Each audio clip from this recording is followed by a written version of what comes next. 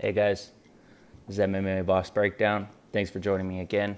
If you could do me a favor, give me a thumbs up, and if you haven't already done, please subscribe to my channel.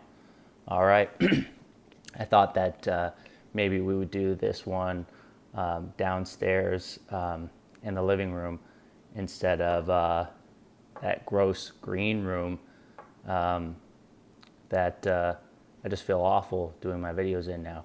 So that is over until I can paint that room, which hopefully is going to happen very soon. So, all right, let's get on with it. Down to this fight card. This is UFC 227. TJ Dillashaw versus Cody Garbrandt rematch. You also have another rematch in the co-main event, Demetrius Johnson versus Henry Cejudo. And, you know, the top three fights, great fights. The card overall with, you know, the rest of the main card, not really much to talk about there. We will go over the whole main card. The prelims have a couple of decent fights. You know, all in all, not that great of the card except for the top three fights. So let's get right into it. First fight on the main card, we have Thiago Santos versus Kevin Holland. Not a whole lot to say about this fight. You have Kevin Holland, who's coming off of Dana White Contender Series, and you know, everything that he does well, Thiago Santos does way better, like way better. I mean, Kevin Holland, he's questionably UFC worthy. He likes to throw a lot of kicks. He doesn't have much defense, especially if he's moving forward. He comes from a kung fu background. He throws some weird strikes. In his fight on the Contender Series, he was even throwing like this, you know, jumping forward, chop, punch. I mean, he has some weird techniques. Some of the stuff he does is okay, like some of his kicks. He's got some strange timing on some of his stuff, but he doesn't come with a lot of power. Doesn't even come with a lot of power with his kicks, which, you know, most of his striking game is based on his kicks. I mean, he's a tall middleweight. He's like 6'3". He's got a really long reach. He's 81 inches, but none of that's really going to matter. He has no real power to his game. Nothing to say about his grappling. Thiago Santos is a murderer.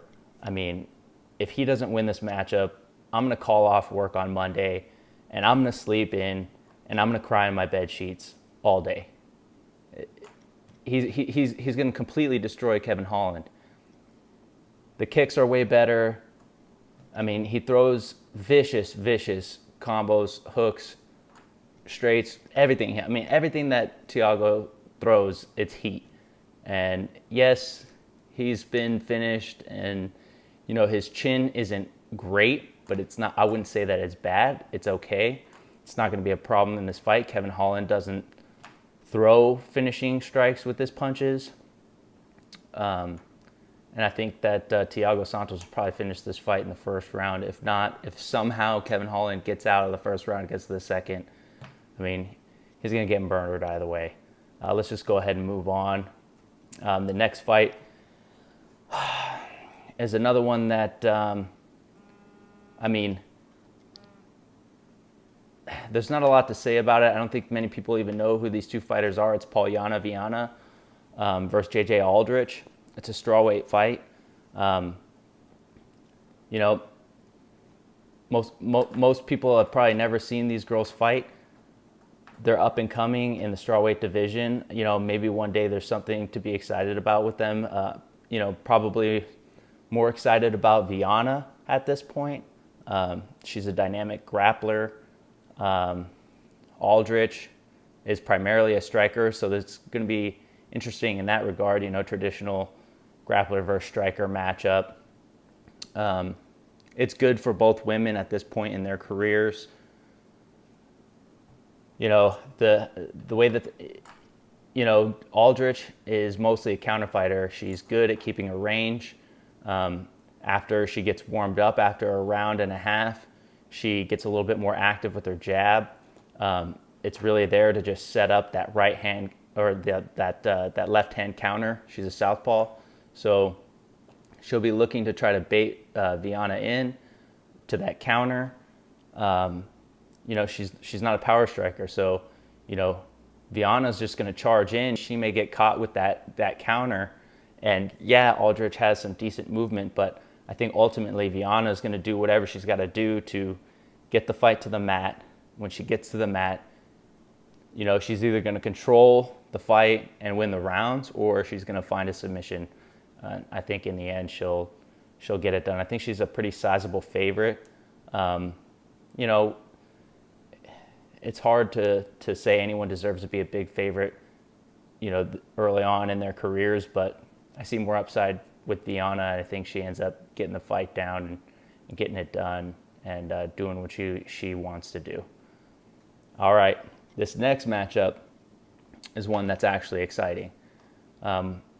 We have Cub Swanson versus Renato Moicano, and this is going to be a fun, exciting striking match.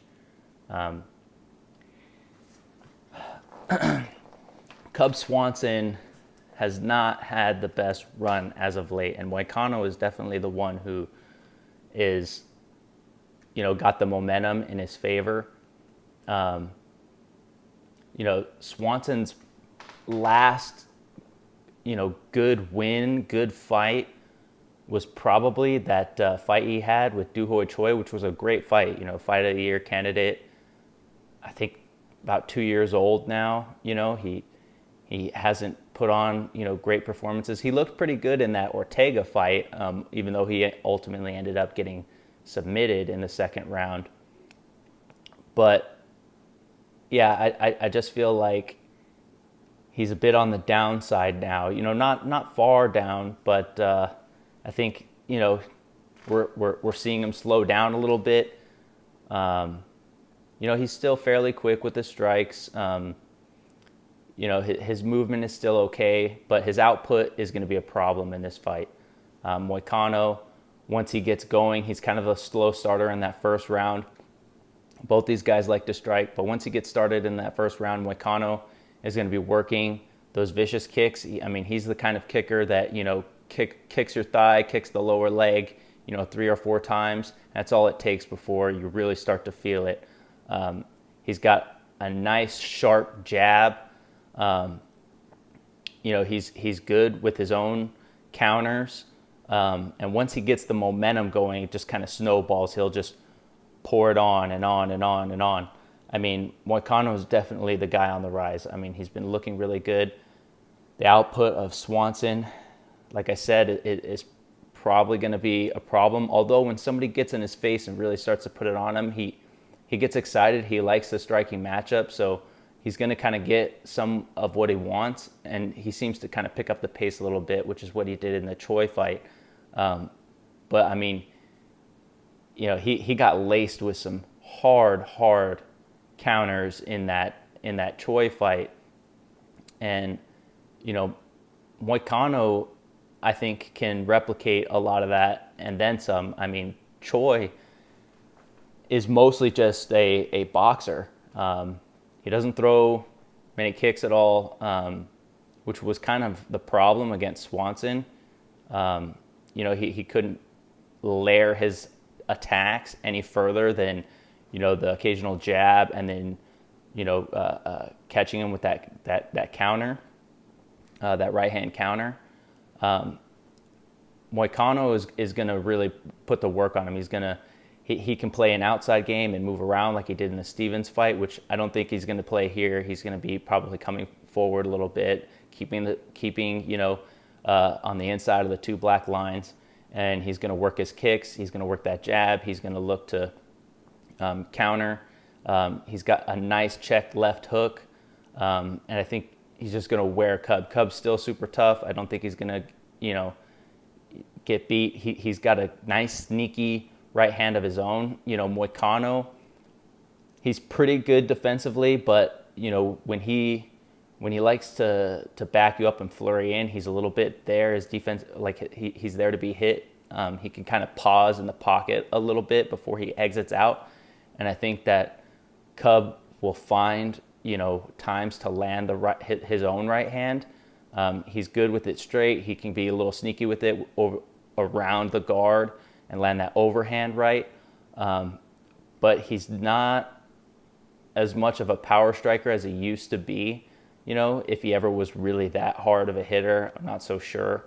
It's been quite a long time since we've seen him finish a fight with strikes. And Moicano is super tough. So I see Moicano winning this fight, and looking really good, and probably, 3-round decision. All right, next fight, we have the co-main event, Demetrius Johnson versus Henry Cejudo.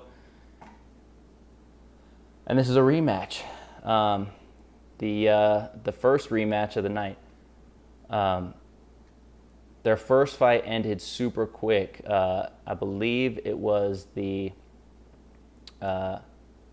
first round, and he ended the fight with the knee. Now, he set that finish up with some other strikes that were in the clinch, and that whole fight basically was dictated in the clinch. I don't think that it's going to be as much in this fight, but what you were able to take from that first fight was Demetrius Johnson is definitely faster than Cejudo. I'm not saying Cejudo's slow, but DJ is still very quick. He's, even though he's getting a little older, we haven't seen him slow down at all yet. So he's in his prime.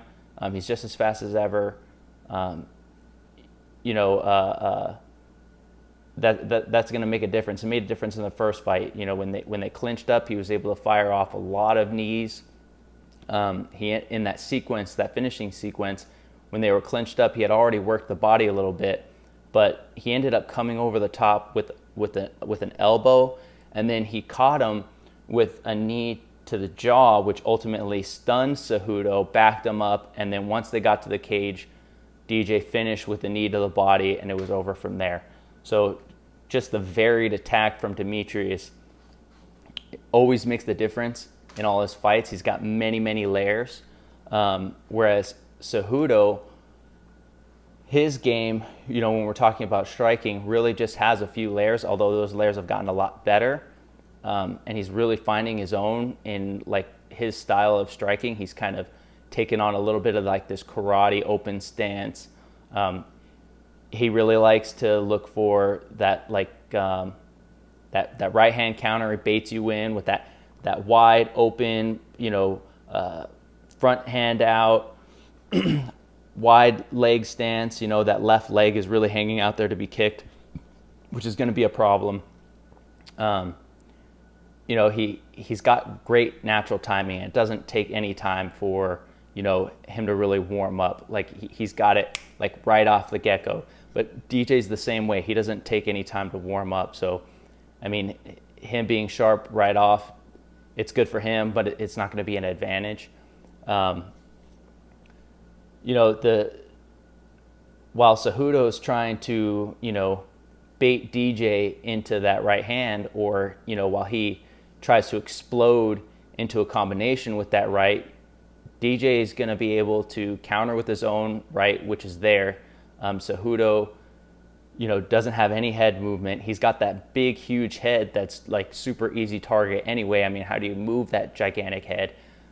That's a problem. He's super tough, so I don't think he's going to get knocked out. But, if he gets frustrated and charges into something and DJ catches him clean, we've seen DJ, when he could catch someone like that with his speed and somebody can't see it coming, he can put you out. So that right hand is going to be there for DJ to counter Cejudo's own right hand. Do I think that Cejudo will land punches? Of course. He's going to put some strikes together. He's got some tight punches once he kind of gets into the pocket. I think the biggest thing for Cejudo is he's going to have to try to implement his wrestling more in this fight to at least allow a little bit of, a mix-up to his striking. You know, I don't think that he's going to be able to hold DJ down or get any real offense done on top. If he can get on top, you know, DJ is an amazing scrambler. He's going to either reverse the position or get up very quickly. And if he somehow winds up on top, Demetrius's grappling, where we're talking about pure, like total grappling, jiu-jitsu, wrestling, all of that together, Demetrius is better. You know, he has a lot of submissions under his belt, especially in championship fights. So, you know, that's a lot of people aren't thinking about that, but I think that could be a problem for Cejudo, even if Cejudo's the one getting the takedowns. In the clinch, I still favor Demetrius. He's more active. He's got more layers there, as I was talking about before. You know, Cejudo's own clinch is a little bit stronger, but it's not on the same level. You know, DJ is gonna kick Henry's legs over and over and over, move outside, as Henry starts to get frustrated and he moves in to land that right hand, or if Demetrius comes in, you know, working his own jab, you know, he's going to then move back out before he can even be hit, and it's going to frustrate Henry, and that's going to be, I think, most of the fight is him just moving in and out, in, out, in, out, working the leg. You know, maybe if Cejudo gets frustrated enough, he just starts running himself into, you know, counter takedowns. You know, don't be surprised if, you know, he starts to tire and we see, you know, what looks like Demetrius getting even faster in the fight, but it's really just Cejudo starting to fade a little bit. I don't think he'll gas, but for sure he gets a little bit tired come around the end of round 3. You know, see his speed taper off just a little bit, and then we see Demetrius really start putting really crisp, clean, multi-punch combinations. The layers, as I'm talking about, like the 3-4 punch combos, you know, and then exiting just as Henry, you know, tries to fire back on his own, and we see him wear down, and I don't know, maybe we see another TKO. It's definitely possible. I mean, Demetrius has become a more potent finisher, and he's really good at getting the finish late in the fight. So I think Demetrius is going to dominate this one. You know, Henry might land some nice counters here and there, but and score occasional takedowns, but I don't think he's going to do much with any of that. All right, the last fight, which is the main event, TJ Dillashaw versus Cody Garbrandt, another fight that we've seen once before. This is very interesting. It's, you know, both these guys are so closely matched.